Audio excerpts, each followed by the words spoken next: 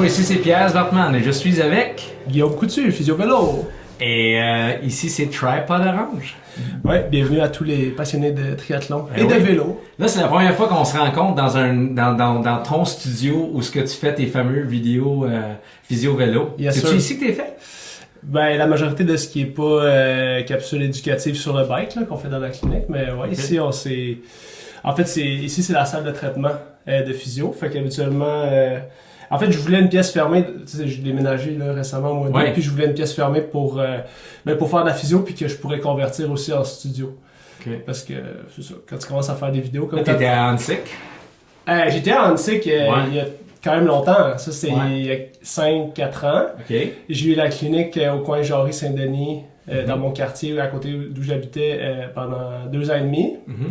Puis là, je suis back on the South Shore. Oui, à Ville-le-Moine. C'est quoi l'adresse ici, Guillaume? 2455 rue Saint-Georges, puis il y en a un à Le-Moine, un à Saint-Lambert, l'autre bord de la traque. Fait qu'il faut faire attention. Il y a comme 2 adresses quasiment dans la même ville. Ouais, puis le problème c'est que quand tu le mets dans Plans, dans ton iPhone, ça t'amène l'autre bord de la traque. Oui, je sais. Moi, j'ai invité les athlètes à Café Passion Saint-Lambert. Okay. Mais quand tu fais Café Passion, puis tu fais juste écrire ça sur le Google, il envoyait le monde au 10-30. Ça c'est malade, t'es comme, ils sont pas à l'heure, hein? C'est arrivé à Guy Pinchot. Guy, c'était là, je sais que c'est arrivé de fois. Hey Guillaume, je suis vraiment content de te voir. Yes. On se connaît depuis quand même quelques temps. Je t'ai connu plus au début comme athlète. Dans le temps, j'avais des camisoles Beden avec Laurent. Salut Laurent. Salut Laurent. Et ça fait longtemps qu'on veut te rencontrer. Là, d'habitude, Mélanie est là, Eric est là, Jonathan sont là. Là, on fait ça en plein jour dans ton studio. C'est juste très intime. Fait que c'est vraiment, vraiment cool. Pourquoi qu'est-ce qui t'a amené de faire les triathlons? Ouais. Okay. Tu faisais des triathlons. T'as-tu décidé d'être physio dès que tu es arrivé au secondaire? C'est-tu quelque chose que tu pensais faire? Non. Est-ce que tu connais pas ce bout-là d'histoire? Non, j'aimerais savoir ça. Ce bout-là d'histoire. Merci à mes parents de m'avoir soutenu. Non, écoute, j'ai fini le cégep en sciences pures, là, profil genre rentré en ingénierie. Puis j'étais inscrit pour rentrer à Poly. Puis la veille de l'entrée, j'étais allé canceller ma session. Wow! Parce que j'avais fait... Ah oui, c'est drôle, ça fait longtemps que je peux raconter ça. Parce que j'ai fait un rêve. Tu voulais être ingénieur? Ben parce que j'étais bon en maths et en physique. OK. Qu'est-ce qu'il dit l'orienteur quand t'es bon en maths et en physique? Il dit tu devrais aller en sciences. Deviens ingénieur, c'est OK. Mais ça, j'aimerais ça qu'on reste là-dessus. Ok, ouais, pas de problème. Okay? Ouais, c'est cool. Parce que ça, c'est quelque chose que moi, dans mon enfance, OK? C'est intime, hein, aujourd'hui? Ouais. J'étais bon en sciences. Ouais. Et on me dit, ben, t'es bon en sciences, tu devrais aller. Puis je suis allé en sciences pures, ma première session au Cégep Champlain. Je savais que je voulais pas faire ça. Mais c'est comme si j'avais pas d'autre option. C'est que là, tout le monde me disait que c'est là-dedans que je devrais aller. Puis j'ai comme un penchement quand même pour la science. Puis là, c'est comme si je disais, ben là, c'est là-dedans, faut que tu y ailles, Pierre. Puis c'est ça. Puis j'avais d'autres. J'étais vraiment passionné par le sport. Puis devenir un entraîneur, même quand j'étais très jeune. Ah ouais. Mais tu devenais pas un entraîneur, c'est pas une vraie job. Genre. Fait que je suis vraiment curieux à savoir, c'est quoi la pression que tu sentais pour faire ce choix-là, pour être ingénieur? Ça venait d'où? Puis pourquoi tu as changé d'idée? Ben, je pense que c'est une pression un peu personnelle. Là, en même temps, quand tu as 16 ans, tu sais pas vraiment ce que tu veux. Tu sais dans quoi tu es bon, mais est-ce que tu sais vraiment ce que tu veux? Tu es encore en train de te définir comme, comme personne. Là. Mais ben non, je pense que c'était comme un choix évident parce que j'étais bon en maths et en physique. Fait que c'était des forces. Est-ce que tu vas vraiment... c'est ça, c'était juste c'était même pas, il n'y avait pas vraiment de raisonnement en fait derrière. C'était comme un peu toi, là ça coulait de source, là, comme, faut garder tes portes ouvertes, fais tes sciences. Oui, la fameuse phrase. Faut garder les portes ouvertes.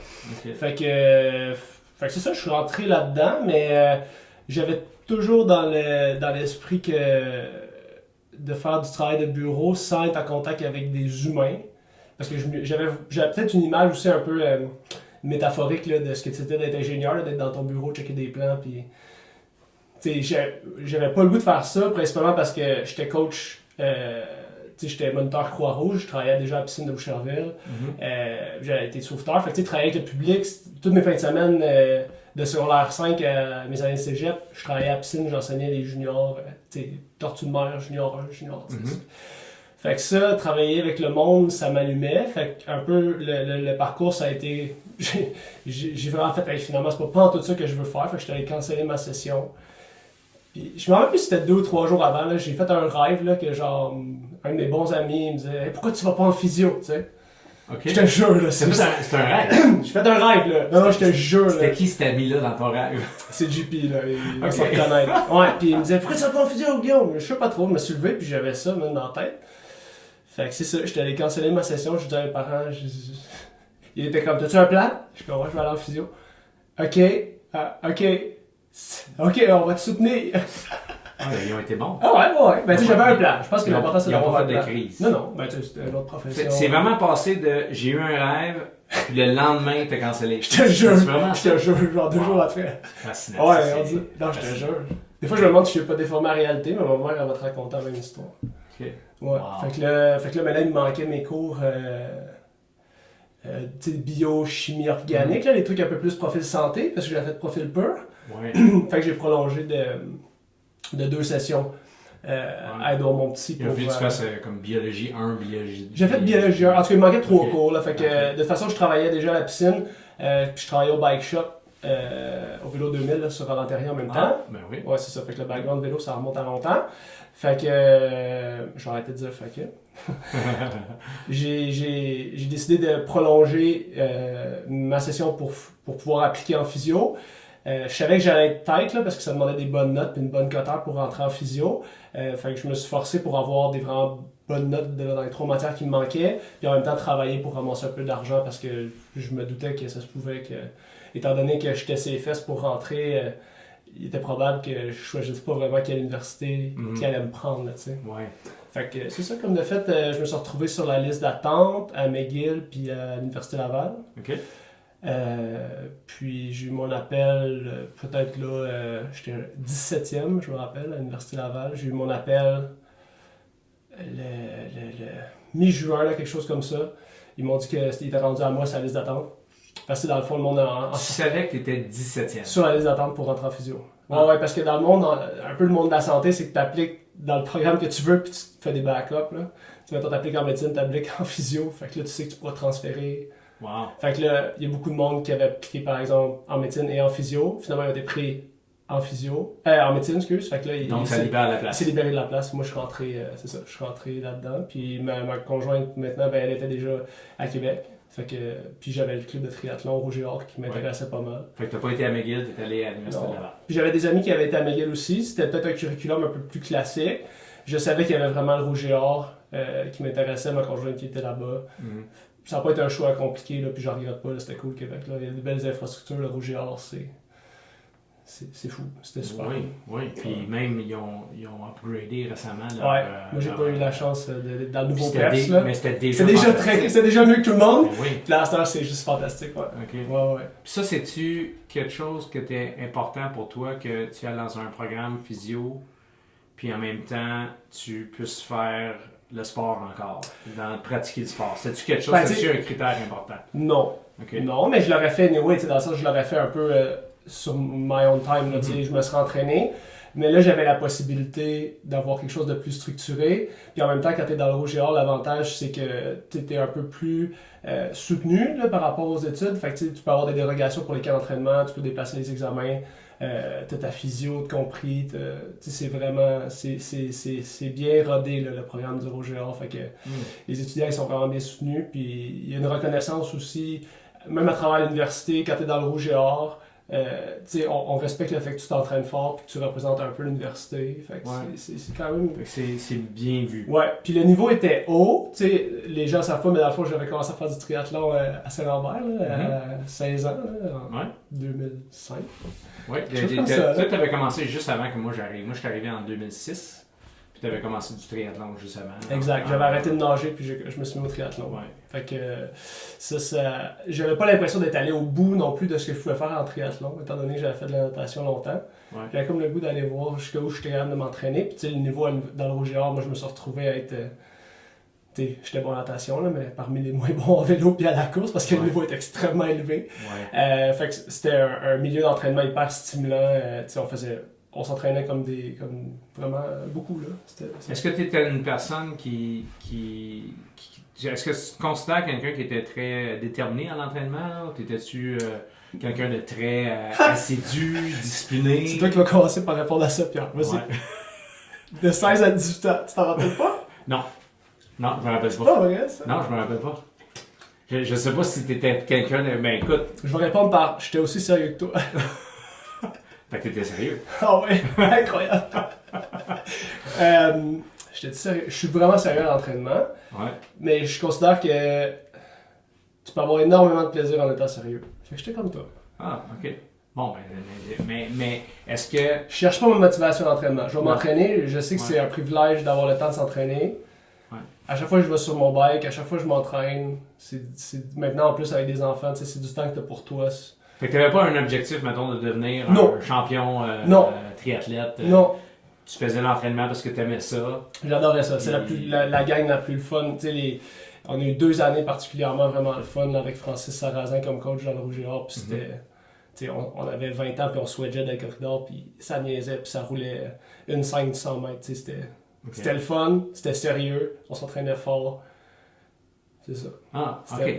C'était vraiment le fun. Ah. Ouais. Puis, un peu nostalgie. Puis là, tu pars de l'Université de Laval, tu finis ton bac. Bac maîtrise, ouais. Est-ce que tu es allé tout de suite clinique tout seul? C'est quoi ton... Non, j'ai fait ma maîtrise. On avait le choix à la maîtrise de faire une maîtrise avec essai ou une maîtrise avec un projet. Moi, j'ai fait une maîtrise avec un projet particulier parce que, mettons, la recherche au niveau de la littérature et tout, ça m'intéressait moins. Fait que j'ai fait un projet qu'on appelait Santé internationale. Fait que j'ai fait un projet dans la communauté, en santé communautaire. J'étais allé 3 mois à l'abbé James, où est-ce que j'ai fait un projet sur la prise en charge au niveau du diabète de type 2 dans la communauté autochtone. Fait que ça sortait un petit peu de la physio, mettons, pure et dure. C'était vraiment en santé communautaire. Fait que c'était d'évaluer là, avec des focus group que j'ai fait avec la communauté là-bas, dans le centre médical, à Wemindji. Puis avec cette expérience-là, j'étais un peu moins préparé, mettons, à tout de suite aller travailler en clinique privée. Puis il faut aussi dire que je suis revenu à Montréal, dans le fond, dès que j'ai fini mes études, je suis revenu à Montréal. Mm-hmm. Donc là, je suis passé à travers un processus d'interview, de recherche d'emploi pendant 4-5 mois où est-ce que j'avais pas d'emploi. Je trouvais ça a été quand même une période assez pénible. Là. Quand t'as pas d'emploi puis tu te demandes qu'est-ce que tu vas faire. Est-ce que tu t'attendais à ça, sortir de l'université, je suis physio pour avoir un emploi tout de suite? Oui, parce que c'est ça qu'ils disent, là, mais... Ils disent ça. Le taux de placement est excellent. En fait, c'est plus moi qui n'étais pas nécessairement intéressé par les conditions qui m'étaient offertes comme physio débutant. Fait que les entrevues que je passais, un peu comme, sérieusement, j'avais le même feeling que quand je suis rentré à Poly, j'étais comme voir que je vais faire ça. Comme quoi, exemple? Ben, c'est des conditions où tu travailles plusieurs soirs, un salaire moyen, où est-ce que tu vois beaucoup de patients à la chaîne. C'était pas des conditions qui me plaisaient. Fait que, rapidement, je me suis tourné vers faire un projet en lien avec ce que j'avais fait à la maîtrise. J'ai fait une première entreprise de services à domicile pour les personnes âgées qui s'appelait Réadaptation gériatrique. De 2013 pendant 3 ans, 2015. Ouais. Fait que j'ai fait ça avec 2 associés dans une clinique qui est à Annecy d'ailleurs. Ah. Puis dans le fond, ça a été une super école de partir un projet de from scratch.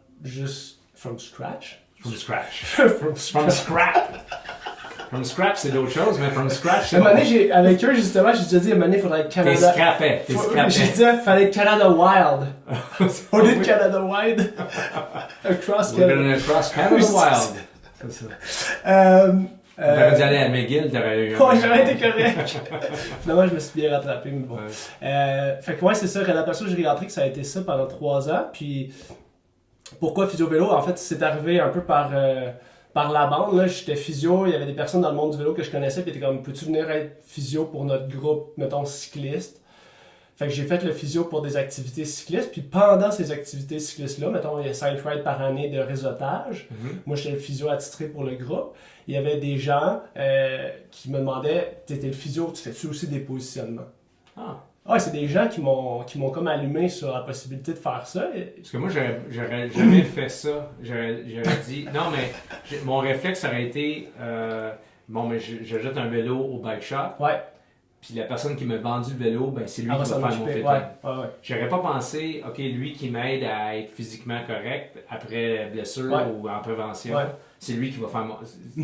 Les gens faisaient ce lien-là parce qu'ils faisaient du vélo puis ils voyaient... Puis là, ils me voyaient en tant que physio être sur mon bike, puis tu sais, traiter avant puis après, mettons. Je voyais comme un expert. J'étais comme l'expert de leur ride. En vélo et en physio. Fait que là, eux, ils ont fait le lien par rapport à leur question. Tu sais, je sais pas, moi j'ai mal au dos, j'ai mal au genou.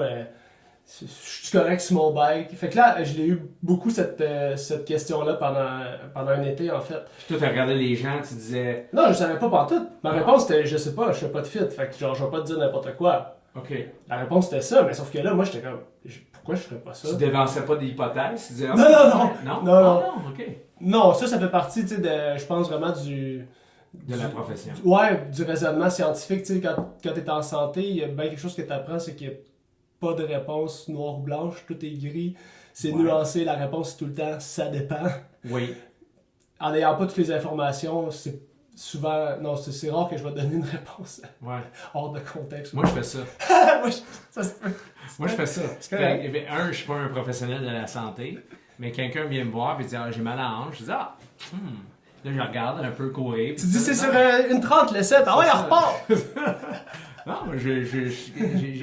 il me semble que c'est pas dur de raisonner, de dire bon, mais. Ben oui, mais en fait, c'est pas hors de contexte, là. Je pense que t'as aussi toute l'expérience qui te back pour dire je l'ai vu souvent, cette douleur-là, chez mes autres athlètes. Tu dis pas ça hors de contexte? Non. C'est ça, exact. Non, j'invente pas quelque chose, mais je dis je soupçonne que t'as peut-être quelque chose, mais pour être sûr, tu vas aller voir.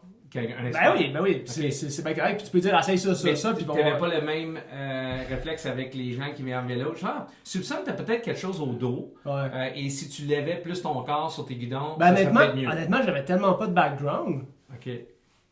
Non, ça m'a pas traversé l'esprit, honnêtement. Je te jure, ça m'a pas traversé l'esprit. J'étais juste comme, non, je fais pas ça. Puis là, je me rappelle, il y a un monsieur, il faudrait que je dise merci, mais je me rappelle pas c'est qui. Il m'a dit, si tu faisais ça, pour vrai, tu ferais vraiment beaucoup d'argent. Moi, je viendrais te voir. Ah ben... Puis là, je l'ai pas fait nécessairement pour l'argent, mais il était comme si tu mixais le fait d'être physio puis faire mon fit. Moi, genre, comme je dépense beaucoup d'argent sur mes vélos puis j'ai jamais été bien. Moi, je serais ton premier client. Fantastique. Je me rappelle, on était en train de ride, il était à ma droite, je me rappelle, il m'a dit ça. Puis là, j'étais revenu chez nous. Puis là, en fait, ce que je cherchais, c'était OK, je veux me spécialiser, je veux devenir bon là-dedans, mais où est-ce que je vais chercher l'expertise? Autre que l'expertise de bike shop, étant donné que j'ai fait un bac puis une maîtrise sur le corps humain. J'ai pas besoin de me faire expliquer le corps humain. Je sais comment il fonctionne, je connais les parties de l'anatomie. Fait que là, je cherche un moyen d'avoir tout ce background-là puis de rajouter le bout vélo. Parce que là, le bout mécanique, je l'avais eu au bike shop les 3 années que j'avais travaillé. Puis à l'Université Laval, on avait une coop de vélo. Puis pendant 2 ans, j'étais gérant de la coop de vélo. Je me suis occupé de la... Fait que tu pouvais déjà changer les pièces. Ça, c'était wrencher, là. Je savais comment faire. OK. Fait que tu avais la partie wrenchage. Tu avais la partie de connaître le corps humain. Il manquait juste... Comment je fais pour... jumeler les deux. Ouais, fait que j'ai trouvé j'ai trouvé la Bike PT, là, le physiothérapeute Eric Morin à Seattle qui donnait les formations, qui était exclusivement dédié aux physiothérapeutes qui voulaient se spécialiser pour prendre en charge les cyclistes. Donc en 2015, j'étais allé faire un cours. J'étais allé à Seattle. C'était une décision... c'est une décision dans laquelle j'ai été appuyé par ma conjointe parce que c'était beaucoup d'argent d'aller à Seattle faire un cours pour même pas avoir de clinique, là, dans le sens, tu vas dépenser une couple de milliers de dollars en formation, mais t'as même pas de partie clinique encore. Là. Fait que je suis juste allé voir ce que ça avait de l'air, puis pour vrai, je suis rentré dans la clinique. Tu sais pas vraiment à ce moment-là, je me dis faire la formation que tu allais faire maintenant. Non. Mais tu sais, c'était... Je te jure, j'ai mis les pieds dans la clinique à Seattle. Le gars, Eric, ça fait... Il y a 57, je pense, Eric. Ça fait 35 ans qu'il fait ça. Je suis rentré dans la clinique, puis j'étais comme un enfant là, qui a des Legos. J'étais genre, c'était comme une clinique de physio avec des bicycles partout, puis des bike parts, puis des selles, puis des jerseys du monde qui était venu. Là, t'avais les meilleurs de tes deux mondes que tu voyais dans un... En fait, c'est que j'avais une job vraiment intéressante, stimulante. Le côté réflexion, physio, analyse, avec des vrais problèmes. Puis j'avais le côté bike shop aussi, que j'adore, utiliser la mécanique. C'est quand même le fun, là, faire de la mécanique, c'est très terre à terre, là. Fait que t'avais le côté analyse, t'avais ça, puis là, je voyais le mix qui marchait super bien. Sur la côte ouest, là, toute la littérature scientifique, puis toute l'approche du bike fitting en anglais, ça vient de la côte ouest depuis les années 2000-2005, que ça a commencé à être vraiment scientifique. Là. L'approche scientifique a été mise de l'avant pour finalement faire un positionnement selon les données probantes. Là. Selon, on connaît un peu les ranges articulaires de ce qui est fonctionnel, on devrait faire ça. On sait que dans telle étude, mettons sur 25 coureurs, c'est sûr que les études ne sont pas tout le temps pertinentes parce qu'ils analysent souvent les pros, fait que les pros, c'est pas représentatif de notre clientèle cible, mais il reste qu'on a quand même des... On sait qu'une selle, mettons, vraiment trop haute, puisque ton genou déplie vraiment trop, ben on sait que l'incidence de douleur, par exemple à la hanche ou au dos, est plus élevée. Fait que tu sais, on a comme un... Et on fait ça en entraînement. Tu sais, en entraînement, on prend les meilleurs au monde, on dit, OK, voici la norme. Faut pas faire comme eux, mais... Puis là, OK, tout est là. Puis là, pour te rendre jusqu'à là, ben, voici toutes les étapes qui existent. Exact. Fait que moi, je pense que des fois, si tu vas juste avec la personne amateur normale, ben, t'as pas de qu'est-ce qui est bon, qu'est-ce qui est pas bon. C'est comme un peu... ça peut être aléatoire. Je pourrais parler longtemps de ça parce que, tu sais, dans le monde du vélo, ce que les pros font, souvent, c'est régi par des règles de positionnement, par exemple par l'UCI. C'est vrai. Fait que ces gens-là, je parle souvent de ça dans les capsules vidéo et dans le contenu, les gens qui veulent limiter les positions des pros, eux autres, ils sont contraints de faire certaines positions à cause des règles qui sont par l'Union cycliste internationale, qui ne veillent pas vraiment au bien-être du cycliste. Exemple, le guidon ne peut pas passer une certaine... la selle doit être reculée à 5 cm de le bracket, telle affaire. Fait que selon la grandeur de l'athlète, des fois, c'est pas les tout petits et les très grands sont toujours désavantagés. OK. Tu vois. Ouais. Non, mais c'est intéressant. Complément d'information par rapport à ça. Là, je veux reculer un peu parce que le bout qui me manque, c'est OK, tu as eu la personne qui t'a dit si tu faisais ça et ça, j'irais te voir comme physio. Puis la décision d'aller à Seattle. Google. Ouais. T'étais-tu en train de mûrir ça, de dire hey, je pense que c'est quelque chose que j'aimerais faire. Ouais. Et là, tu passes à le bout recherche. Le bout recherche, j'ai pas une super bonne mémoire, honnêtement. Là, on dirait que des fois, plusieurs personnes pourront te le dire. Là, des fois, il manque des bouts là, dans l'histoire, fait que les gens pourront me corriger. Mais c'était une réflexion.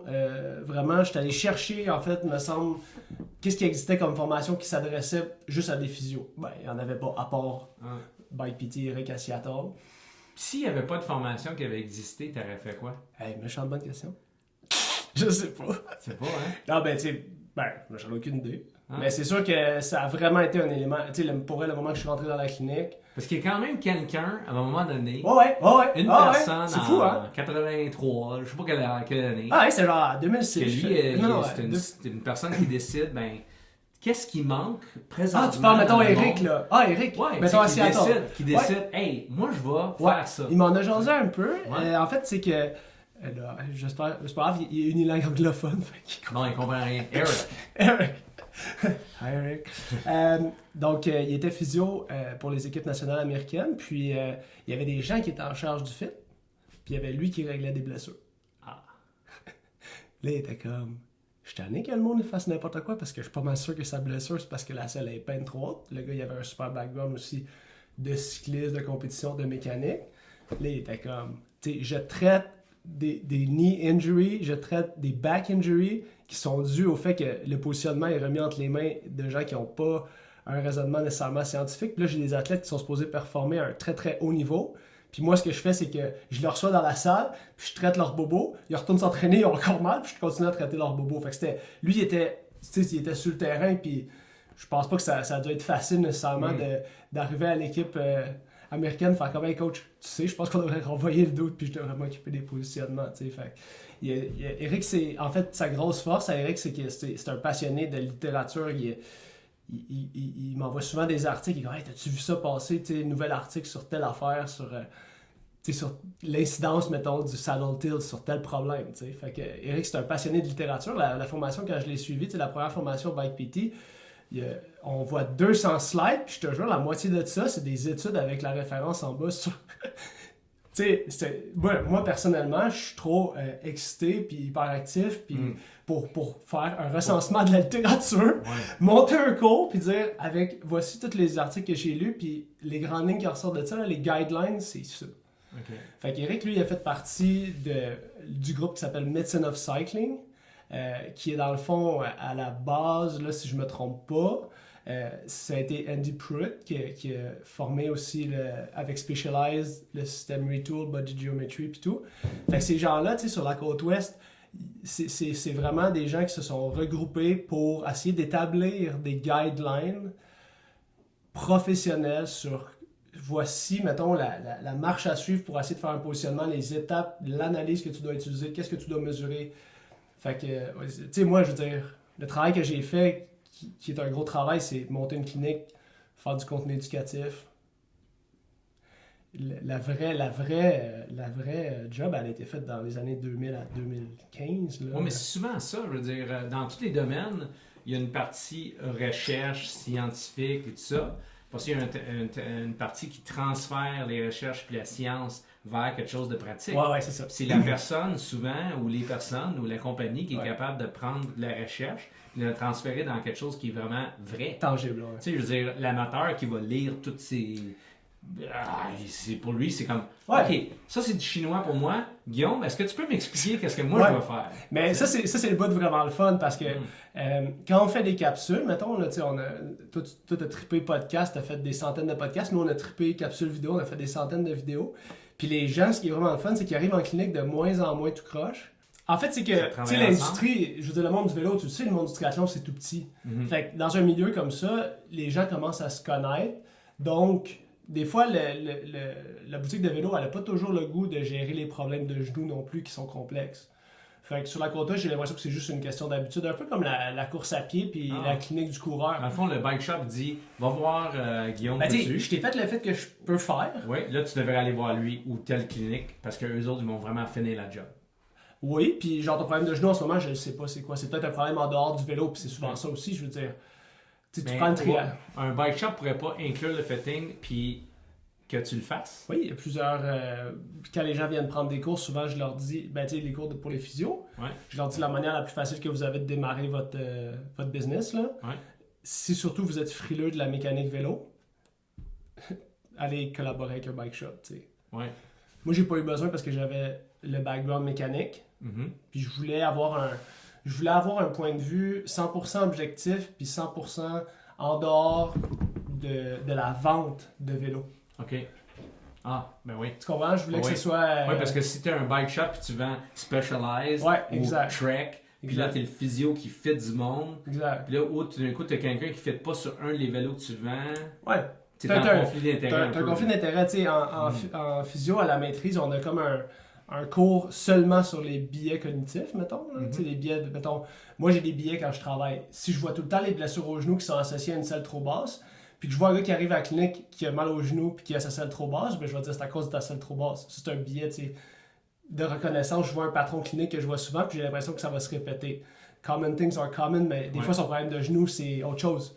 C'est peut-être péter le ligament croisé en courant sur la glace. Fait que tu sais, il y a des biais cognitifs pour chacun des métiers, il faut juste les connaître puis être attentif à ça. Fait que c'est sûr que il y a des billets quand même au début, tu sais, vendre des selles, vendre des pièces, j'étais bien frileux parce que je me suis dit, les gens vont penser que je les oblige à acheter du matériel, tu sais. Mais moi, je veux dire, mon pourcentage d'affaires, c'est même pas 5% là, ma vente de matériel. Moi, c'est juste que je veux pouvoir répondre aux besoins de mes clients de manière adéquate, puis qu'ils n'aient pas à aller acheter une pièce puis revenir dans la clinique pour... Oui, parce que c'est ça qui va arriver. Si tu vas dire, écoute, il manque... Là, il ça. manque... La potence, il faudrait qu'elle soit 20 mm, c'est ça. Là, je l'ai pas, fait que faut que tu la jettes, tu reviennes me voir. Ça, c'est plate pour lui. C'est un non-sens. Tu sais, nous, on est quand même régi aussi par...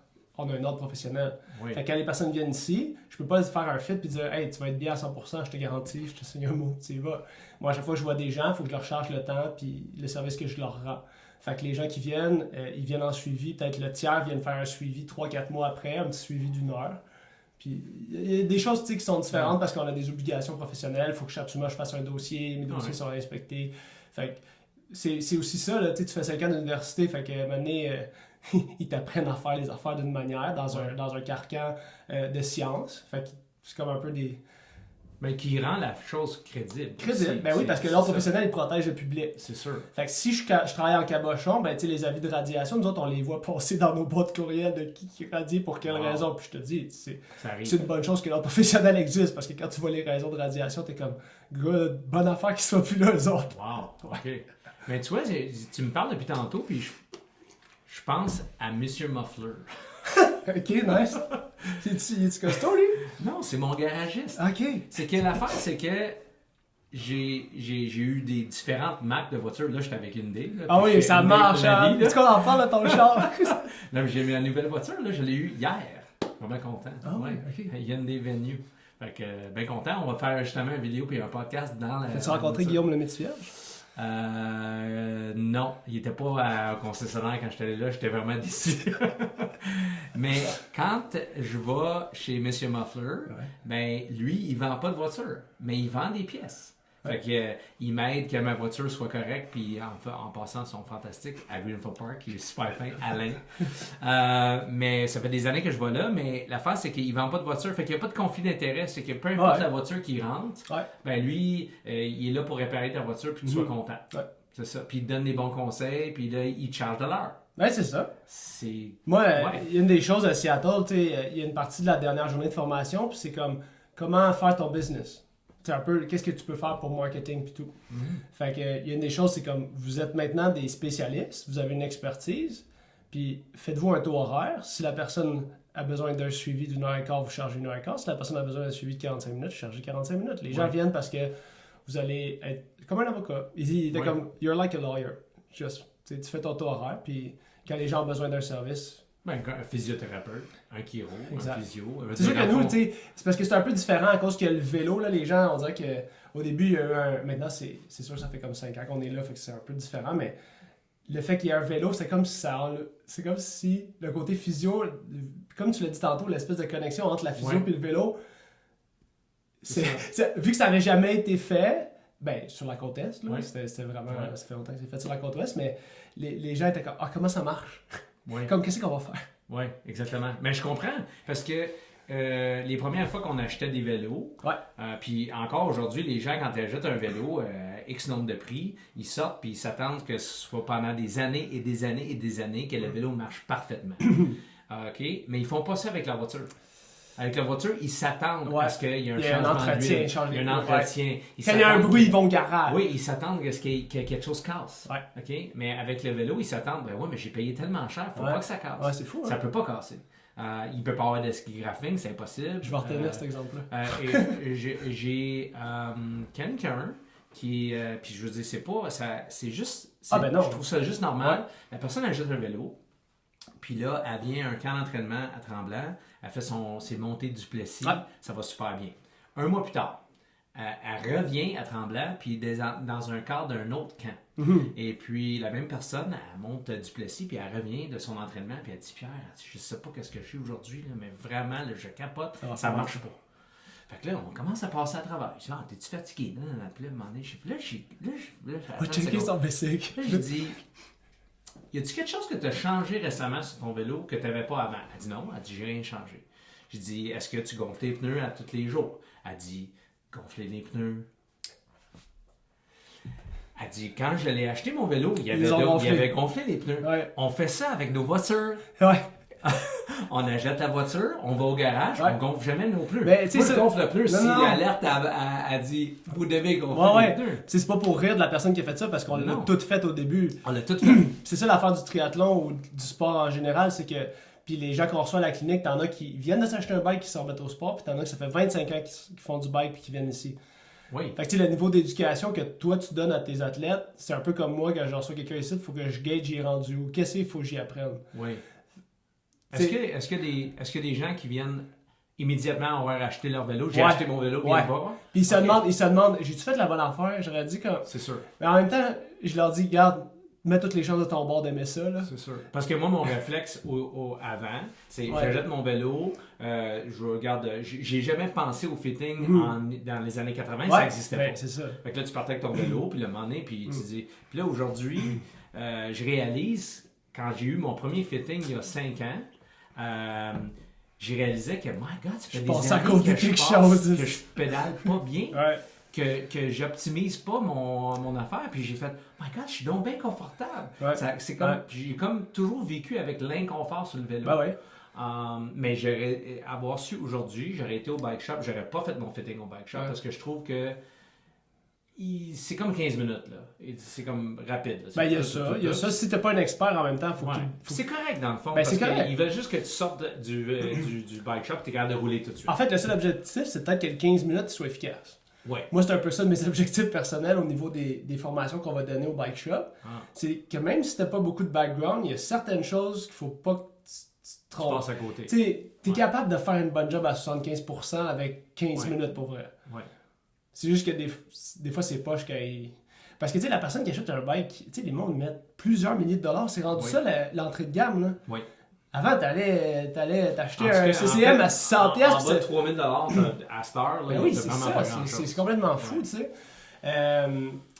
Donc, ouais, en tout cas, ça pour dire que je pense qu'il y a moyen que les bike shops, en général, puissent avoir un staff un petit peu mieux éduqué pour que les gens sortent pas mal plus satisfaits, au moins pour ceux...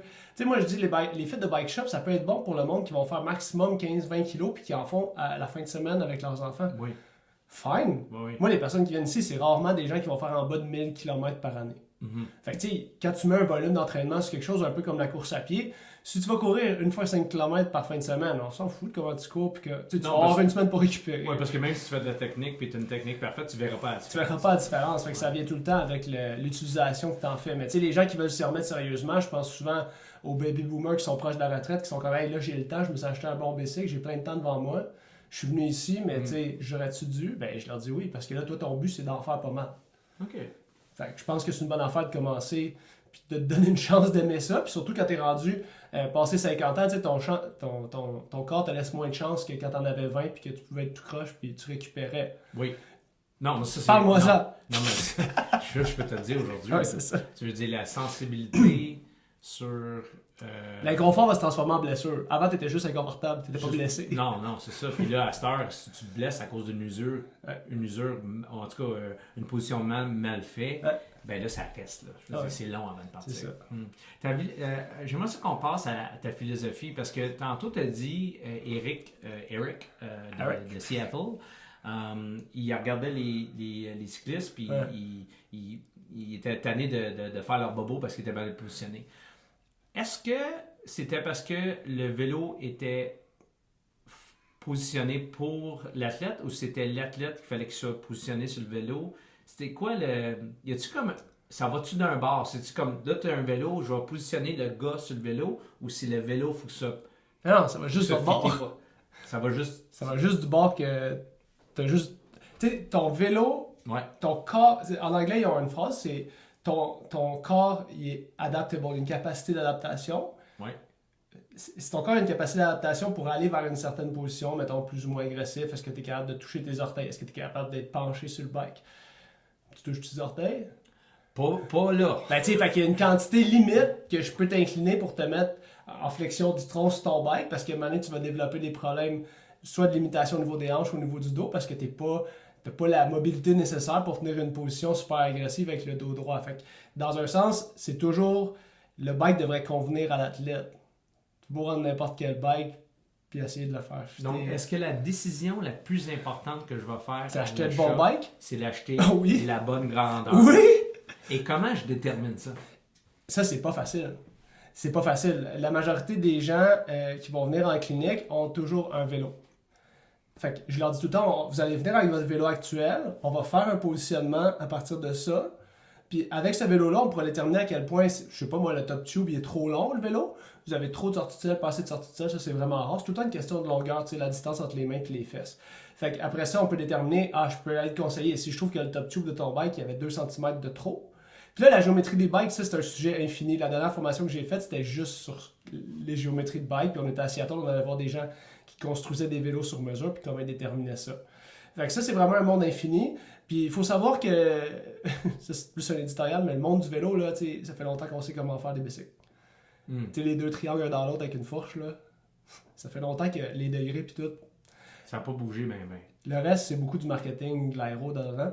Fait que savoir bien faire un vélo, choisir la bonne grandeur. Ici à la clinique, j'aime ça le faire avec le vélo actuel des gens. Là, récemment, je me suis acheté le vélo qui permet de faire un fit à partir d'un vélo modulable. En anglais, on appelle ça un fit, un size. Qui peut t'aider à prendre la bonne décision par rapport à si la grandeur pas de vélo, corps. ouais, c'est ça. Si t'as pas de vélo, c'est un Sizer Cycle, ça s'appelle. Fait que tu peux changer les dimensions puis bouger la longueur du top tube, l'angulation de la tige de selle. Ça, c'est mon projet de geek, mon projet de geek de 2020. OK. Fait que les gens vont pouvoir venir moi je vais appeler ça des fits pré-achat. Fait que tu sais, quand tu vas vraiment vouloir mettre plus que, mettons, peu importe le montant, là, mais j'explique aux gens que si tu mets plus que 5000 sur un bike, peut-être que d'investir du temps dans déterminer exactement si ce bike-là va te faire, parce que c'est une commande spéciale. Tu sais, d'habitude, en haut de 5000, il reste que s'ils l'ont pas stock, le bike, ils font venir pour toi. Fait que des fois, c'est un peu plus stressant. Tu sais, comme je l'ai pas ridé parce qu'il l'avait pas, fait que là, il faut que je l'achète. Oui. Donc ça va être possible l'année prochaine. Puis c'est pas sorcier, c'est juste qu'il y a probablement des gens avec beaucoup d'expérience dans l'industrie du vélo qui sont capables de déterminer une géométrie en prenant des mensurations au niveau morphologique. Mais oui, choisir la bonne grandeur de vélo, c'est pas facile. Autre point, parce que la manufacture de vélo maintenant, c'est tout... Mais justement, c'est de la manufacture en Asie. Donc, comment les compagnies de bike, ils vendent des bikes. Ils veulent ton argent pour te vendre un bicycle. Fait que ce qui arrive, c'est que eux autres, quand ils font des frames en carbone, hein, qui est rendu la majorité de ce que les gens achètent, il faut qu'il y ait un moule qui est fait, qui est usiné. Juste faire un moule, ça peut coûter plusieurs centaines de milliers de dollars pour faire une nouvelle géométrie de bike puis mouler ça pour que le carbone soit fait dedans. Donc, les compagnies, malheureusement, ont intérêt à offrir un minimum de taille parce qu'ils ont moins de moules à faire. Fait que certaines compagnies, on nommera personne, mais il y a des compagnies qui offrent seulement 4 tailles dans leur vélo.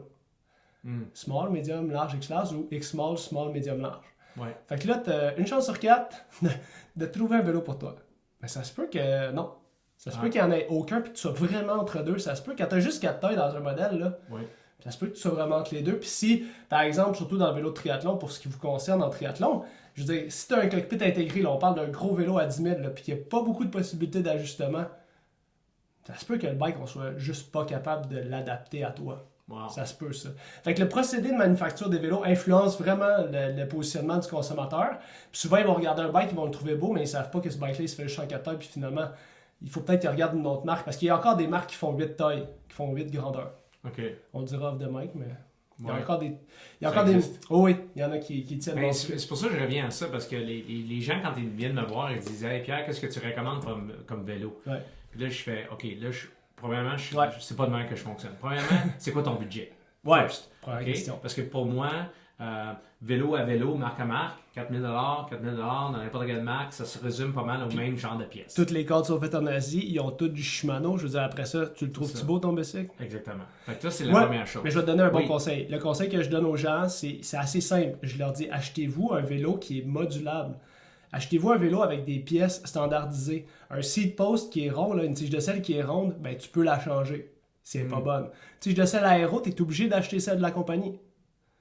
Ah! Avoir une potence standard avec un diamètre standard au niveau de la colonne de direction puis de la clème du guidon. Tu peux la changer au besoin, tu peux la flipper, tu peux acheter n'importe quel angle de potence. OK. Achète-toi un guidon avec... Mais les vélos hot sont pas de même à cette heure. Ben parfait, mais moi j'en ai plein je peux pas nommer les marques, mais tu sais, j'en ai là, des vélos là, des gars qui roulent au Ironman, des affaires à 10 000 $, là. Puis malheureusement, là, il y a comme une légère tendance à ce que plus tu payes cher, moins que je peux te l'ajuster. Ouais. Ou tu peux changer le guidon, puis c'est 800 $. Non, mais c'est ça que je suis en train de comprendre. Ouais. Ce que tu es en train de me dire, c'est que c'est pas parce que tu as payé cher que tu vas bien fitter sur le vélo, nécessairement. Ah, OK, je comprends. Ben... OK. Non, mais c'était important parce que dans le fond, c'est ton affaire, tu disais, viens te faire fitter avant que tu achètes ton vélo ou te faire bien mesurer. Juste pour être sûr que le prochain, quand tu vas dépenser 5-6 000 $. Oui, c'est ça. Mais ça revient à, tu achètes un ordinateur, c'est quoi tes besoins? Tu sais, Lynn, elle n'a pas les mêmes besoins que moi. Moi, je fais des montages vidéo, je fais des affaires enregistrement. Qu'est-ce que la majorité des gens font? Ils achètent bien au-dessus de leurs besoins. Exactement. Puis elle c'était Excel, Word, je vais aller sur l'Internet. iPad. Puis elle s'est fait bien conseiller. Ouais, non, mais c'est bien. On n'a pas le même niveau de qu'est-ce qu'on a besoin. 100%. Mais c'est la même affaire pour... Mais les gens peuvent toujours penser, j'essaie de m'acheter quelque chose qui va pouvoir être modulé en fonction de mes besoins. Quelque chose que je peux ajuster au moins.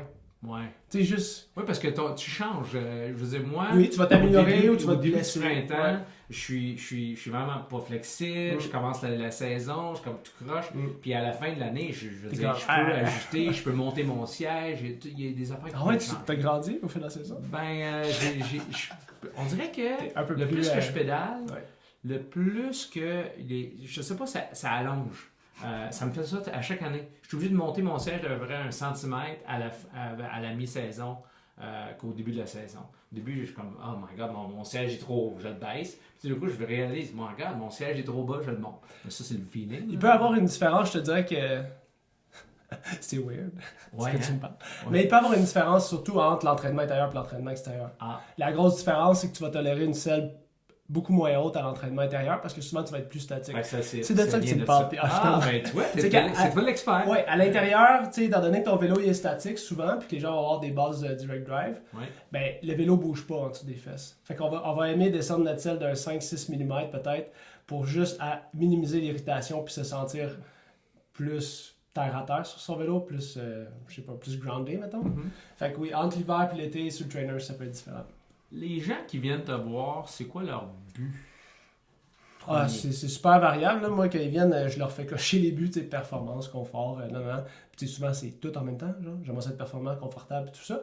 Le problème, c'est que les gens souvent voient, mettons, la performance puis le confort comme étant des mots qui sont aux antipodes. Ils pensent que si t'es confortable, tu ne performeras pas. Ouais, exact. Okay. Alors que c'est deux mots qui sont pas mal, qui se chevauchent puis qui sont un par-dessus l'autre, dans le sens que, si t'es confortable, t'es probablement efficace. Si t'es efficace, t'as probablement plus de chances de performer. Puis si t'es confortable, c'est que tu vas être capable de faire un gros volume d'entraînement. C'est ça qui va faire que tu vas gagner une course. Définitivement. C'est de réussir à faire tous tes trainings puis pas te blesser. C'est ça qui fait une course. Oui. T'es capable de faire tout ton training sans te blesser, arriver à la course préparée. Bientôt, tu vas rencontrer François Roux. François Roux qui a pris un rendez-vous avec toi en janvier. Je sais pas, je conserve la confidentialité de mes patients. Excuse-moi, mais je vais le dire. Mais c'est un athlète qui était avec Orange, puis que j'entraîne. Puis justement, j'ai dit, écoute, ce serait vraiment bien, vu que tu fais des Ironman plus tôt dans la saison, que tu commences immédiatement à commencer à t'entraîner à l'intérieur dans ta vraie position d'Ironman. Immédiatement, il a remarqué, écoute, ça marche pas. J'ai pas de force, j'ai pas de puissance, je me sens pas bien, j'ai mal au cou. Fait que j'ai dit, bon, mais c'est parfait que tu le saches là. Le 70.3 de Tremblant, là, il est mal placé dans le calendrier. Ok, il est trop tôt, selon toi. Ben, non, mais c'est parce que souvent, ça va être comme... Ok, je m'inscris. Puis c'est mon premier. Puis là, t'as genre pas le temps de t'adapter, t'as pas tant le temps de rouler dehors. Il y a les aspects de sécurité par rapport au pilotage du bike. Il y a tout le temps du monde qui se bêche. Oui. C'est dangereux. Oui. Allez-y, faites-le. Non, mais il y a quelque chose, tu sais, ta compétition est où dans la saison, là, ça a vraiment une grosse influence. Moi, j'aime ça tôt. Puis la raison que j'aime ça tôt, personnellement, c'est que je sors de l'entraînement intérieur. Puis de ça, puis je me sens vraiment puissant. Fresh. Et à la fin de l'été, un petit peu moins fatigué mentalement. C'est personnel. Mais non, mais c'est bon, c'est juste que étant donné que tu sais ça, ben toi tu fais ton positionnement en décembre, janvier. Si tu es bien à l'intérieur sur ton bike de TT pour 3 heures, il y a bien des chances que tu sois bien quand tu vas être à Tremblant. Tu comprends? Moi, 70.3, pour vrai, j'ai fait une pub la semaine passée en parlant de Christina, ma collègue qui fait aussi des Ironman. J'étais comme, si vous faites 70.3 pour vrai, là, attendez pas genre mois de mars, là, c'est maintenant que vous faites ça. Là, parce que là, vous allez commencer à mettre du volume. Puis là, vous allez changer votre fit 2 mois avant la course. Non, ça marche pas. Je pense pas, non. Mais c'est ça que les gens font. Je sais. Les gens m'écrivent 3 semaines avant Ironman, ils sont comme, hey, j'ai vraiment mal. Je suis comme, man, la pire chose que je peux faire, c'est changer ton fit puis que tu endures un peu ton inconfort aux fesses parce que changer ton fit, c'est pire que ça. T'sais. Ouais. Ok, mais c'est vraiment intéressant. C'est quoi le processus? Fait que la personne avait juste de choisir ses objectifs, performance, confort. Est-ce que c'est comme, ok, là, tu la regardes pédaler? Comment ça marche? Non, ce que j'explique tout le temps aux gens qui se demandent comment ça fonctionne la séance, c'est qu'il y a 3 étapes dans le fond. Il y a l'étape vraiment, je vais t'évaluer au niveau... Dans le fond, on commence pas sur le bike. La bike, c'est la dernière affaire que je fais. Parce que, un peu par rapport à ce que je t'ai dit dans le processus, que le vélo... c'est le gars que je mets sur le bike. Fait qu'il faut absolument que le bike corresponde à ce que j'ai évalué au niveau du gars. Fait que quand je t'ai parlé tantôt de toucher tes orteils, c'est par exemple des petits tests vraiment simples. Là, c'est réduire un peu ce qu'on fait, mais savoir est-ce que tu touches tes orteils. Moi, je vais t'évaluer. Au début, ça va être un examen de physiothérapie standard par rapport à... Tu peux arriver, tu me dis, moi, j'ai tout le temps mal aux genoux quand je bike. Il y en a qui viennent et qui n'ont pas de problème. Ils me disent juste, je vais être sûr que mon fit est bon parce que là, cette année, j'ai un gros objectif. Je vais augmenter mon volume du double, du simple au double. Fait que là, je vais être sûr. T'en as qui sont blessés. Fait que c'est sûr que la première étape, c'est on t'évalue plus de manière passive. Là, mettons, t'es couché sur la table. Puis on va faire les tests qu'on a à faire au niveau articulaire. Puis tout pour être sûr que, mettons, l'intégrité, je sais pas moi, tes ligaments de genoux, elle est bonne. Si t'as joué au hockey, il y a plein de monde qui arrêtent de jouer au hockey pour faire des triathlons. Moi, je sais pas, ça a l'air d'être une tendance à la clinique. Fait qu'après ça, une fois que je t'ai évalué sur la table, je vais te faire certains mouvements fonctionnels, genre toucher tes genoux, faire un squat, équilibre sur une jambe, step down, un saut, des choses qui peuvent être relatives à juste voir dans le fond tes antécédents, parce qu'il faut savoir c'est que sur le formulaire, dans le fond en physiothérapie, c'est assez standardisé la manière qu'on fonctionne. Il faut qu'on connaisse tes antécédents, ton historique. Moi je demande tout le temps c'est quoi ta semaine typique d'entraînement, ça fait combien d'années que tu fais ton sport, qu'est-ce que tu as fait d'autre comme sport de manière, t'as-tu fait de la course, t'as-tu fait de l'athlétisme à l'université, quelque chose, t'as-tu pratiqué des sports de manière sérieuse avant? Parce que ça donne souvent un plus pour la personne par rapport à comment elle gère son entraînement. Même si t'as fait de la natation et que maintenant tu fais du bike, il reste que tu sais c'est quoi le surentraînement, tu sais c'est quoi des intensités. Fait que il y a des choses comme ça qu'on évalue à travers les questionnaires. Fait que quand la personne arrive souvent, on fait un café, comme ton délicieux café. Ouais. Puis là, on jase de ça. Moi j'essaie en fait, un peu comme tantôt, j'essaie de me faire une tête sur c'est qui la personne que j'ai devant moi, d'où est-ce que je pars, où est-ce que je m'en vais, puis c'est quoi le niveau d'éducation que je dois lui donner pendant ma séance. Là. C'est comment je l'accompagne. Fait qu'une fois que j'ai fait l'évaluation, je fais des mouvements fonctionnels, puis après ça, après peut-être une demi-heure, 45 minutes, là, on embarque sur le bike. Des fois, le bike, ça prend une demi-heure, des fois, le bike, ça prend 1h30. Quand c'est vraiment tout croche, il faut que je change la selle, la potence, le guidon. Okay. Fait que la partie vélo, elle est rarement déterminée d'avance. C'est sûr qu'à cette heure, j'ai comme un peu, comme je te disais, des patrons cliniques. Genre, la personne, elle écrit genre... J'ai mal au dos, là je vois son bike fit, c'est la seule qui est complètement inclinée, le nez par en bas. Je suis comme, ouais, vous aviez mal au périnée, hein? Vous avez baissé votre selle, puis là vous avez mal au dos. Ouais, ok, parfait. Là, moi je suis déjà en train de savoir que ma séance, je sais à peu près ce que j'ai à faire. Tu sais. Okay. Fait que quand je vois le vélo rentrer, souvent je prends le vélo, je viens l'installer sur mon rouleau d'entraînement, dans le fond, pour faire les fits. Fait que pendant que la personne remplit, moi je check son bike, puis je suis comme.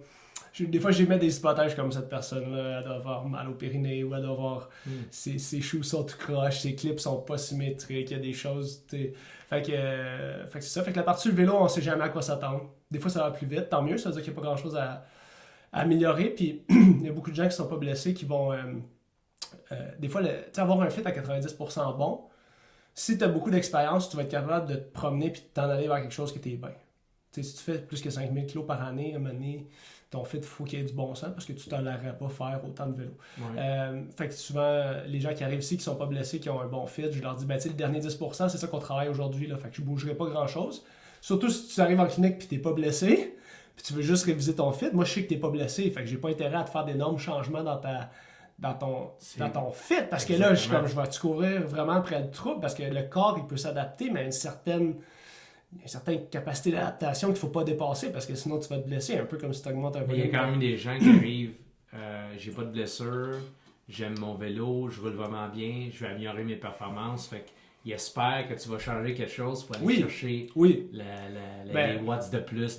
C'est sûr. Des fois, c'est tout le temps un peu la joke. Là, les watts sont-ils garantis? Je suis comme non, mais je peux te garantir que si tu es plus confortable, il y a bien des chances que tu en pousses plus des watts. Ouais. Ça, c'est sûr. Ben écoute, je peux donner l'exemple. Quand je suis penché sur mon vélo en position de triathlon, automatiquement, il faut que je force beaucoup plus pour faire à watts égal que quand je suis assis avec le dos bien plat. Puis, fait que oui, il y a quelque chose, mais quand tu veux triathlon, tu te dis, OK, mais là, je veux aller plus vite. Ouais. Mais c'est pas... Mais après ça, est-ce que parce que c'est sûr que toi, mettons, tu touches pas tes orteils, tu as peut-être une mobilité de la hanche moins bonne que la moyenne, fait que tu as de la misère à être plié en deux, tu sais. Tu as peut-être de la misère à te tenir en petit bonhomme accroupi par terre. C'est quelque chose que tu fais? Non. Je suis très bon là-dedans. Ah, t'es très bon? C'est vraiment bizarre. Super, ça veut dire que tu as une bonne mobilité de la hanche, tu es peut-être juste vraiment raide de la chaîne postérieure. Juste raide. C'est ça, parfait. Mais tu sais, tout ça pour dire que finalement, tu sais, oui, tu peux pousser moins de watts, mais est-ce que ton avantage aérodynamique fait que tu vas plus vite?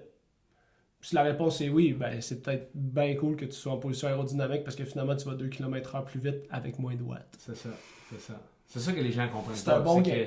Tu peux pousser moins de watts en position aéro, mais parce que aller tu es en plus position vite. Oui. aéro, tu peux aller plus vite. Parce que tu sais, la formule de l'aérodynamisme, c'est vraiment la vitesse au carré. Tu sais, il y a un des multiplicateurs, c'est vitesse au carré. Fait que la courbe est exponentielle. Fait qu'une fois que tu passes le 30 km/h, tu es à peu près à 85% de ta résistance, c'est de l'air. Puis quand tu es rendu à 40, là, c'est 98% de ta résistance, c'est de l'air. Si tu fais 40 km/h de moyenne, c'est pour ça que l'aérodynamisme, là, moi je peux te parler de ça parce que j'en ai des triathlètes, mais tu sais, les gens qui veulent être aéro mais qui ne maintiennent pas une moyenne de 30 km/h encore, je leur dis pas ça votre priorité. Ouais. Faites-vous un fit confortable, faites des milliers de kilomètres, entraînez-vous, soyez confortable pour vous entraîner. Puis quand vous aurez vraiment une résistance de l'air qui sera votre facteur limitant principal, on pourra avoir ça comme objectif. Ouais. Mais c'est jamais ça le facteur limitant principal des gens en général. Là. C'est pas, on parle d'une élite qui est... Tu sais, des vraies élites, je veux dire, t'en as 1% dans ta gang, puis c'est ton intervention. Mais c'est le même discours que j'ai par rapport aux roues aéro, puis aux casses aéro, puis il y a comme genre des étapes à faire à l'entraînement qui vont te rendre très très loin avant d'être obligé de changer ton vélo, d'être obligé d'acheter des nouvelles roues. Tu sais, toutes ces affaires-là, c'est comme facile de voir.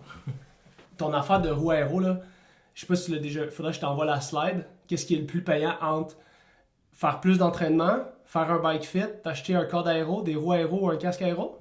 Dans l'ordre, c'est t'entraîner plus. Après ça, c'est faire un fit. Après ça, c'est... Il me semble que c'est le casque. Après ça, c'est les roues, puis après ça, c'est le cadre. C'est ça. Puis qu'est-ce que les gens font en premier? Le cadre. Le vélo. C'est le vélo en premier. C'est ça. C'est le vélo en premier, le plus beau vélo, le plus aéro possible. Mais ça, je trouve ça bien correct parce que les roues sont en deuxième. La casse, mais là, ça dépend s'il est beau ou pas, s'il fit avec la couleur de mon vélo. Mais en même temps, moi, je veux dire, je juge trop pas ça parce que la première affaire que je fais quand je veux m'acheter un nouveau vélo, c'est que j'ai le goût qu'il soit beau. Parce que je dis aux gens, c'est correct, là. Parce que tu vas avoir le goût de le rider ton bike. Quand tu le regardes, tu veux y aller en faire. Mais qu'est-ce que je dis au monde par rapport aux roues aéro? Pour moi, c'est le confort. C'est très confortable. Et veux pas, quand tu regardes ton vélo, il a l'air vite.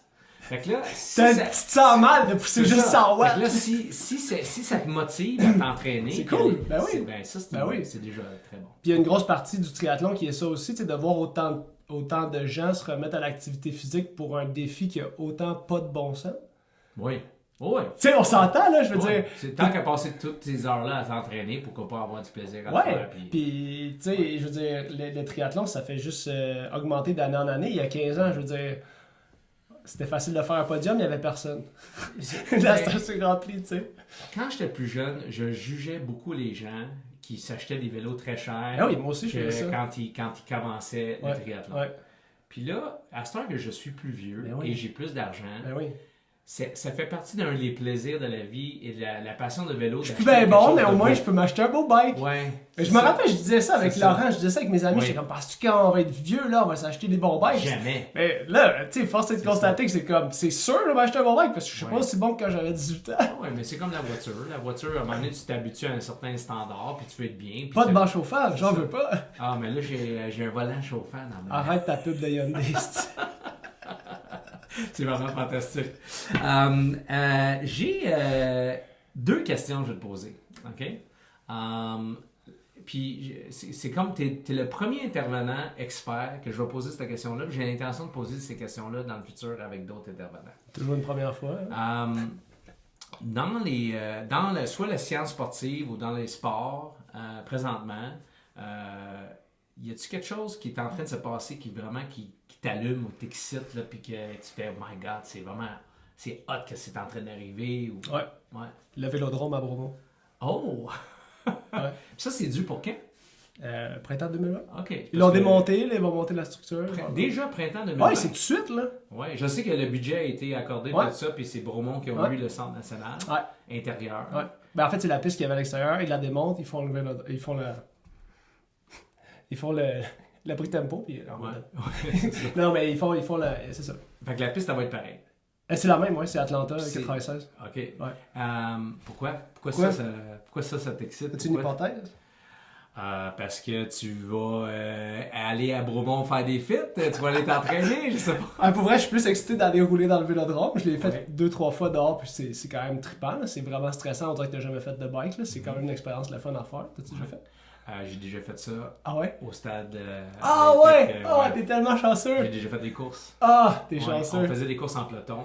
Ah ouais. La course que je n'étais pas capable de faire, c'est les courses de vitesse parce que j'avais pas assez de puissance pour faire la vitesse. Fait que tu faisais ceux qui duraient genre. Oui, puis l'affaire, c'est que quand tu arrivais, après un certain nombre de tours, ils commençaient à enlever les derniers. Oui! Ça, c'est malade. Ça, c'était malade. Fait que j'ai déjà fait des chutes, des choses comme ça, mais rouler sur un vélodrome, je suis très à l'aise. Ah ouais, mais aujourd'hui, peut-être je serais moins à l'aise au début, mais ça prend peut-être une couple de tours, puis je suis correct. Là. Ah non, ça va être. T'es chanceux. Fait que t'as hâte de jouer, d'aller jouer rouler. là. Ouais. Et t'as-tu d'autres plans? C'est parce qu'en fait, oui, c'est sûr que c'est des choses qu'on va vouloir développer parce que, en fait, en ayant le vélodrome, l'avantage, c'est qu'on va pouvoir réduire les variables et faire des vrais testings aérodynamiques. Très intéressant. Parce que tu vas pouvoir rouler à l'année longue. Tu vas pouvoir rouler à l'année, puis là, tu élimines tes variables. Tout est standardisé dans un vélodrome, fait qu'après ça, tu peux assez facilement, avec des outils technologiques qui sont maintenant rendus accessibles, là, des genres de calculateurs de CDA, là, de coefficient de frottement, finalement. Ouais. Coefficient d'écoulement. En tout cas, faudrait que j'ai fait mon ingénierie. J'ai pas fait d'ingénierie, je t'ai dit, j'ai cancellé ma session, fait que je sais pas, je vais demander à un ami ingénieur. Mais tout ça pour dire que je pense que, en fait, pour le cyclisme au Québec, puis pour le triathlon aussi, par la bande, ça va être trippant au bout. Ça va être trippant au bout parce que ça va ouvrir, premièrement, tous les gens qui étaient obligés de s'exporter à Milton pour s'entraîner sur la piste. Ils vont pouvoir venir s'entraîner là. Ouais. Tous nos Québécois qui étaient obligés d'aller en Ontario vont pouvoir s'entraîner ici. Ça va ouvrir le développement de tout ce qui se fait déjà aux États-Unis, puis peut-être que tu suis sur les réseaux sociaux par rapport à l'aérodynamisme, à l'optimisation du positionnement. Ben encore là, peut-être pour une infime partie de notre clientèle, mais il reste que, mais moi, personnellement, c'est... Le côté geek, j'aimerais vraiment ça que les gens s'entraînent avec des fixies. Là. Ah, mais c'est parce qu'une fois que tu as roulé ça, t'es bien meilleur sur tout le reste, parce que rouler ça, c'est pas facile. Faut que tu saches piloter, t'as beaucoup d'anticipation, Fait qu'effectivement, c'est peut-être quelque chose on pourrait faire une sortie là-bas, là. C'est trippant, puis ouais. Puis en fait, l'autre chose par rapport au vélodrome, par rapport à ton affaire de science, c'est vraiment la démocratisation des capteurs de puissance par rapport à... les gens ont accès à beaucoup de data. Oui. Ça, c'est malade. Ouais. C'est malade, là, tu sais, je veux dire, moi, j'ai eu un enfant, j'avais moins de temps de m'entraîner, je me suis monté un setup dans mon sous-sol avec mes capteurs de puissance, mes heart rate, j'ai lu, j'avais pas d'objectif précis de m'entraîner, mais j'étais capable de faire, jamais j'aurais fait ça il y a 15 ans quand je faisais du triathlon, c'est juste tellement cool. Ben, honnêtement, moi, je suis une personne que j'ai toujours considéré comme old school, mais j'avoue que la motivation que les gens ont à s'entraîner sur Trainer Road, sur Zwift, avoir super ça n'a rien à voir. Pour l'entraîneur, voir la progression et le feedback immédiat, c'est super intéressant. Récemment, on a travaillé avec le Tempo Trainer dans la piscine. Tout de suite, j'ai un feedback immédiat sur « OK, je me sens pas bien techniquement quand je fais ça, je me sens bien là ». Toutes ces affaires-là technologiques, pour moi, comme entraîneur, c'est vraiment le fun. C'est là, après ça, ça va être être capable de prioriser qu'est-ce qui est important et qu'est-ce qui est moins important. Ben, c'est sûr qu'il y a un super danger avec ça. Comme moi, pour vrai, là, quand j'avais fini l'université, j'étais tellement tanné de m'entraîner. Je pense que j'ai fait 3 ans aller courir puis faire du bike sans absolument aucun data parce que je n'avais trop fait. J'allais même plus courir pour le fun, j'allais plus faire de bike pour le fun. J'étais juste tout le temps en train de checker ce que je faisais. Si j'étais en haut de 5 minutes du kilo, je voulais pas aller courir. Exactement. Fait que là, à un moment donné, tu deviens un peu fou. Mais je pense qu'avec le temps, une fois que tu t'es entraîné trop dans ta vie, tu ne refais pas vraiment cette erreur-là. Là. Fait que, exactement. Non, mais c'est ça. Mais tu arrives à un point où le monde, faut qu'il arrive à un point où il réalise, OK, là, c'est too much. Mais ça prend 2 ou 3 ans avant de se rendre à un point où tu dis, OK, toutes ces données-là, c'est bien fun, mais c'est vraiment too much. Là, je m'entraîne plus pour les bonnes raisons. Mais non. Fait que les gens qui ça fait 20 ans qui s'entraînent, ou 30 ans qui sont dans 10 ans ou 15 ans, ils vont l'utiliser. Mais ils font tout pour les bonnes raisons. Moi, je fais du triathlon, puis l'entraînement du triathlon encore parce que c'est du multisport. C'est ça. Si tu fais pas tout le temps la même affaire tout le temps, et à la base, c'est ça. Ouais, 100%. Mais c'est le fun, les petits jouets, et des choses comme ça. Dernière question, est-ce que il y a quelque chose que tu étais convaincu était comme l'affaire qu'il allait toujours exister ou quelque chose qui était vraiment hot il y a 5 ans ou il y a 3 ans, puis tu as complètement complètement changé d'idée sur... Donc, ce à quoi j'avais pensé par rapport à cette question-là, c'était vraiment l'aspect, en fait, par rapport, mettons, à l'évolution de mes pratiques puis mes connaissances. C'était par rapport à l'utilisation de la musculation dans un programme d'entraînement pour triathlètes puis pour cyclistes. Ça a été vraiment ma passion, mettons, d'aller faire des formations puis de m'informer là-dessus, même si moi je suis pas kinésiologue à la base puis je suis pas préparateur physique, d'aller voir vraiment c'est quoi les plus d'aller entraîner un athlète. Surtout là, je parle de certains mouvements d'haltérophilie. Je parle, dans le fond, d'aller faire des formations avec des préparateurs physiques. D'aller voir c'est quoi qu'ils font complètement off the bike pour que tu t'améliores sur le bike. Ça, je trouve ça fascinant. Puis il y a vraiment... Là, tu pensais pas que ça aurait un incident? Je savais que ça avait une incidence. Ouais. Je savais juste pas vraiment à quel point il y avait certaines choses. Tu sais, mettons, faire des mouvements d'haltérophilie comme... je sais même pas de l'haltérophilie. Mais... Ouais, mais tu sais, ça, c'est un peu très intense. Mais tu sais, juste mettons... Tu sais, il y a des programmes au niveau national de cyclistes que tout ce qu'ils font, c'est du squat, du deadlift, des fentes. Tu sais, des programmes... Tu sais, c'est pas besoin d'être compliqué. Mais faire de la musculation dans des mouvements complets, comme justement, moi je dis tout le temps, c'est comme mes 3 préférés, là, ça va sûrement évoluer aussi, mais le squat, la fente puis le deadlift, c'est des mouvements hyper complets. Puis c'est des mouvements, c'est vraiment... Souvent les gens vont penser qu'ils vont développer de la masse musculaire, que là, ils font du triathlon, fait qu'il faut qu'ils restent pas trop lourds. Non. Mais il reste que...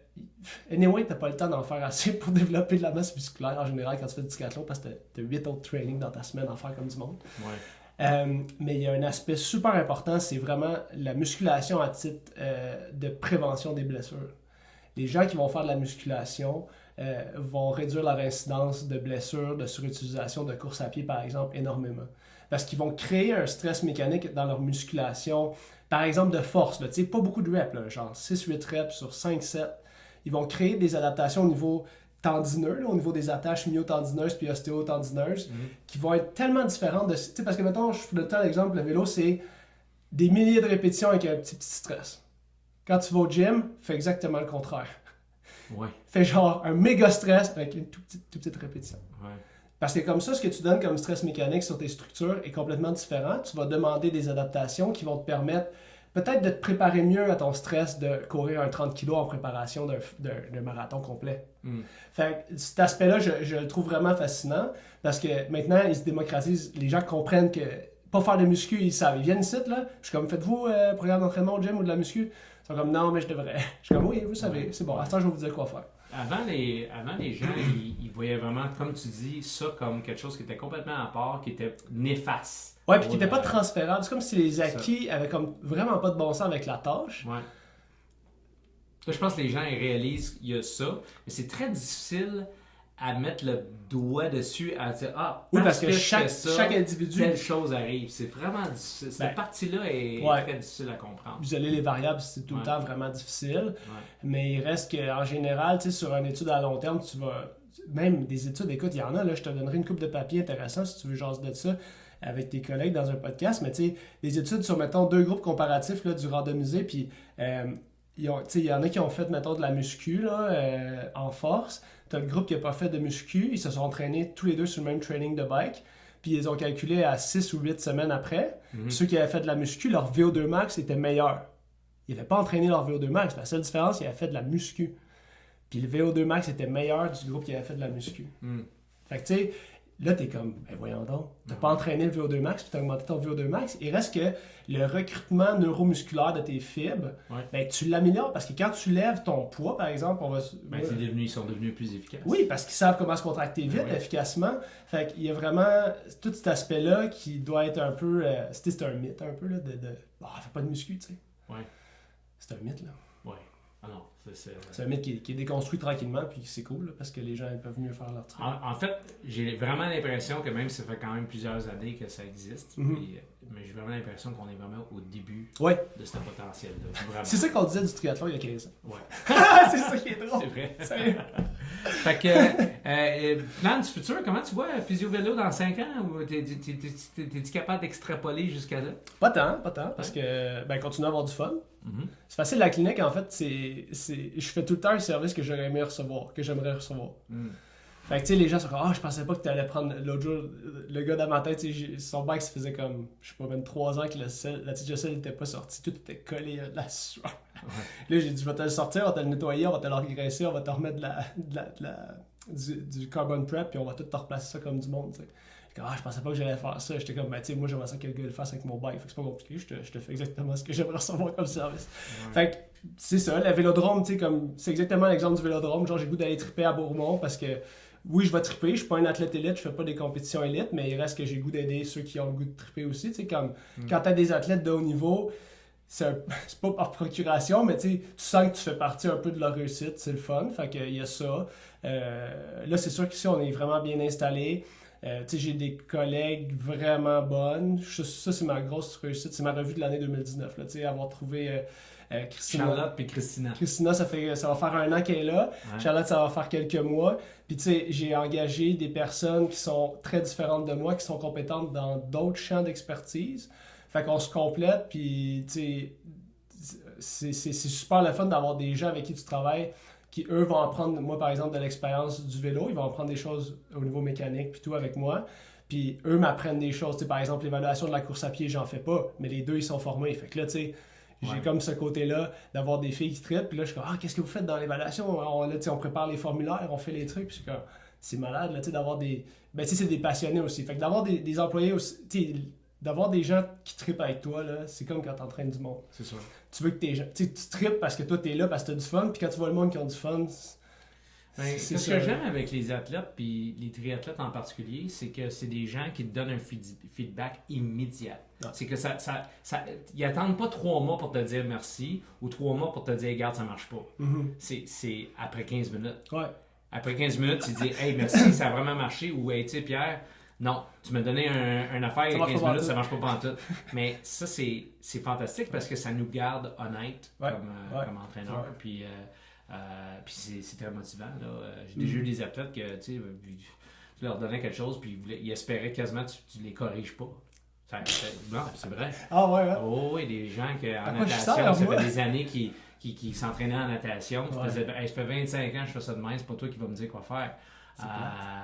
Puis ça, c'est pas cool pour un entraîneur parce qu'un des affaires qu'un entraîneur fait, c'est qu'il veut tout le temps que tu améliores, que tu progresses. Fine-tuner, ouais. Oui, puis quand quelqu'un dit « Moi, je veux pas progresser », tu dis « Pourquoi tu existes d'abord? » Pourquoi tu veux que je sois là? C'est ça. Je vais juste aller prendre un café. Là, mais moi, je ne sais pas ces clients-là à la clinique, là, par exemple, parce que quand les gens viennent ici, ils vont quand même payer pour un service puis sont prêts à recevoir mes conseils, même si des fois, ils vont challenger puis c'est le fun. Quand j'ai des gens qui sont, c'est sérieux, j'ai eu des passionnés de l'industrie qui ont soudé des cadres dans les compagnies québécoises de fabrication de cadres, puis ils viennent ici, puis moi je trouve que c'est un honneur de les recevoir, puis en même temps j'ai des discussions passionnantes avec eux, puis ils vont challenger ce que je fais, puis pourquoi je le fais. Fait que ça te garde honnête aussi en tant que professionnel, là, parce qu'eux ils vont faire comme ouais, mais nous on faisait ça, pourquoi tu veux faire absolument ça? Puis là je suis comme ben moi, ce que j'en fais de ton problème, c'est peut-être à cause de ça. C'est vraiment le fun de te faire challenger par un expert. Oui, parce que sur des points techniques. Comme, pourquoi tu analyses, explique-moi ton processus. Exactement. Puis genre, si tu me fais la démonstration de A plus B,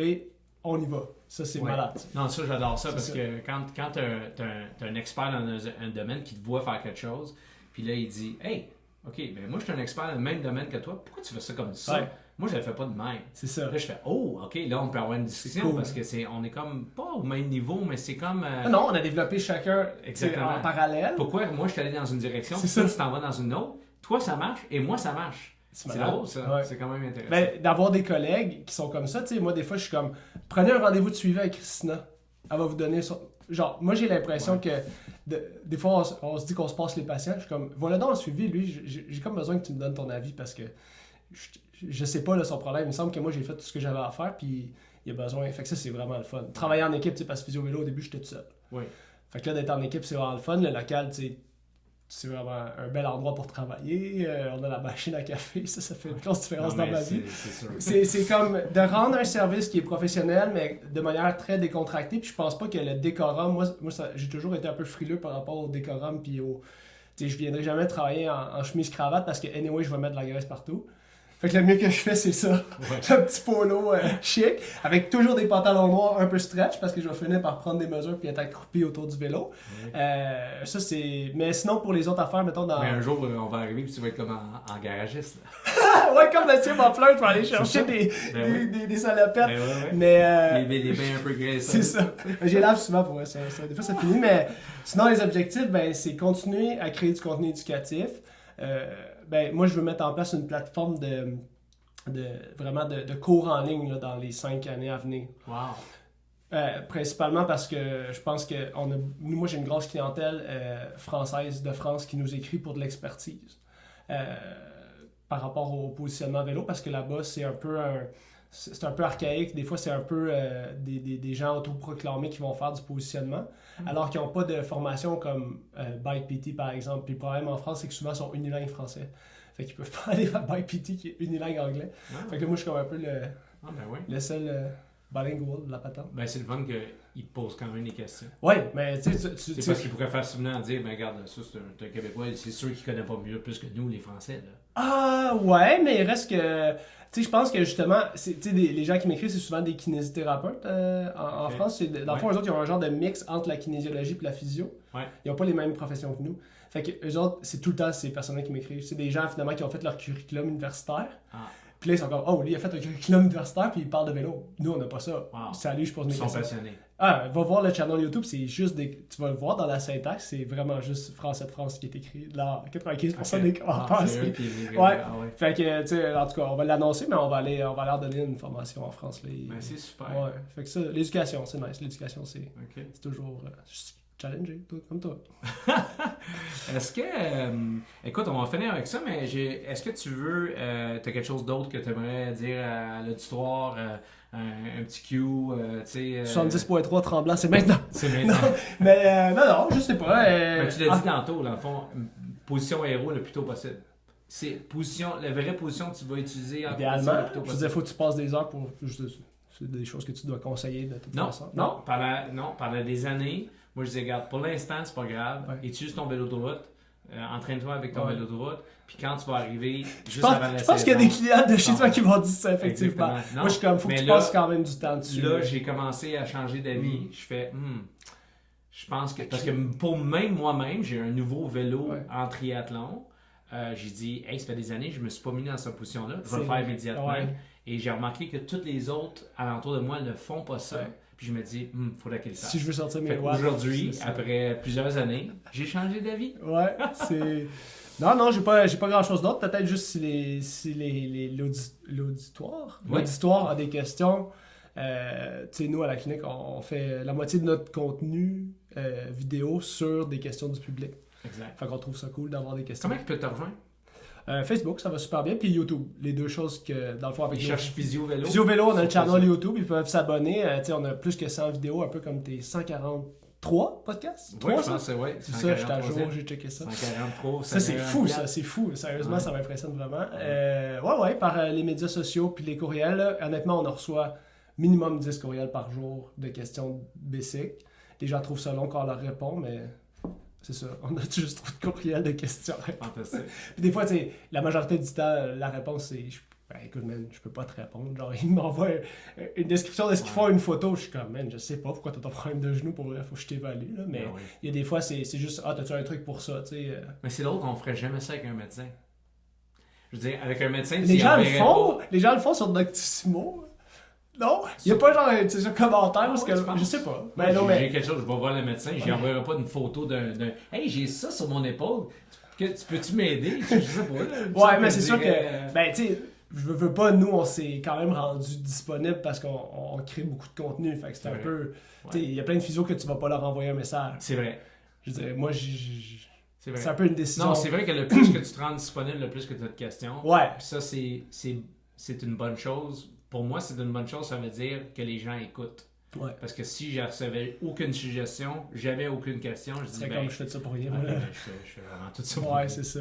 Puis en même temps, ce qui est cool, c'est que quand les gens arrivent puis qu'ils te voient, mettons avec le podcast, même nous à la clinique, ils rentrent ici puis ils ont déjà tout le small talk qui est déjà fait. Oui. Ben, ils te connaissent, Ils tu les connaissent. connais pas. Ben oui, c'est ça, ils sont Ils comme disent, ah, je enfin! suis assez content de te voir. Puis là, tu fais, ben, c'est parce qu'on se connaît pas. Ben oui, mais j'écoute tes. C'est ça, Ouais, puis c'est moi je trouve ça cool parce que justement, on peut rentrer dans le vif du sujet, on parle de leur passion de vélo, puis c'est le fun. Ouais. Bon. L'introduction est faite. Ouais, c'est ça. Fait que ça c'est Ben, merci pour cette introduction-là. le à ton, plus long podcast. Non, le plus long, c'est 1h30.